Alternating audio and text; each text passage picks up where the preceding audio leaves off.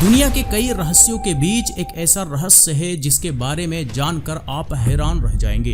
वो ये कि अंटार्कटिका में एक ऐसा ग्लेशियर यानी हिमनद है जिससे दशकों से लगातार खून का झरना बह रहा है। खोजकर्ताओं और वैज्ञानिकों ने इस ग्लेशियर से खून का झरना बहता देख हैरान रह गए। तो डिटेल में आगे जानने से पहले इससे जुड़े कुछ सवाल कि ये ग्लेशियर क्या और कौन सी है, इस ग्लेशियर से खून का झरना लगातार क्यों बह रहा है, इस ग्लेशियर में इतना खून कहां से आता है, वैज्ञानिकों का रिसर्च इस पर क्या कहता है, इसका जवाब इस वीडियो में मिलने वाला है।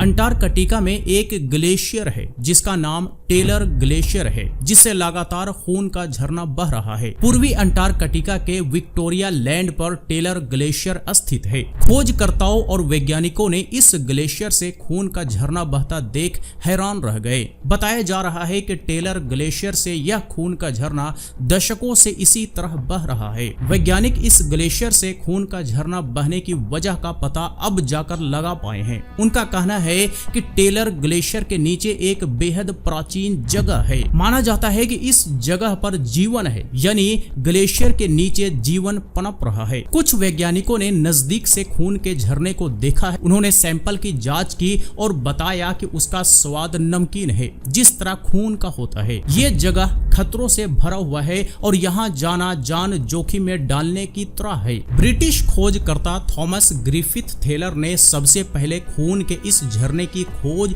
साल 1911 में की थी। यूरोपियन वैज्ञानिक अंटार्कटिका के इस क्षेत्र में सबसे पहले पहुंचे थे। ब्रिटिश खोजकर्ता थॉमस और उनके साथियों ने इस लाल रंग को एल्गी यानी कि रेड एल्गी समझा था, लेकिन ऐसा कुछ नहीं था, जिसके बाद इस मान्यता को रद्द कर दिया गया। वैज्ञानिकों को साल 1960 में पता चला कि ग्लेशियर के नीचे लौह नमक यानी कि आयरन सॉल्ट्स मौजूद हैं। लौह नमक का मतलब फेरिक हाइड्रोक्साइड बर्फ की मोटी परत से निकल रहा है, जैसे कि आप पाउच से शैम्पू निकालते हैं। इसके बाद साल 2009 में एक स्टडी से हैरान करने वाला खुलासा हुआ। इस ग्लेशियर के नीचे सूक्ष्म जीव होने की जानकारी मिली, जिसके कारण इस ग्लेशियर से खून का झरना निकल रहा है। वैज्ञानिकों के मुताबिक इस ग्लेशियर के नीचे 15 से 40 लाख साल से सूक्ष्म जीव रहते आ रहे हैं। बहुत बड़े इकोसिस्टम का यह छोटा सा भाग है जिसे वैज्ञानिक खोज पाए हैं। वैज्ञानिकों को एक इलाके से दूसरे इलाके तक की खोज करने में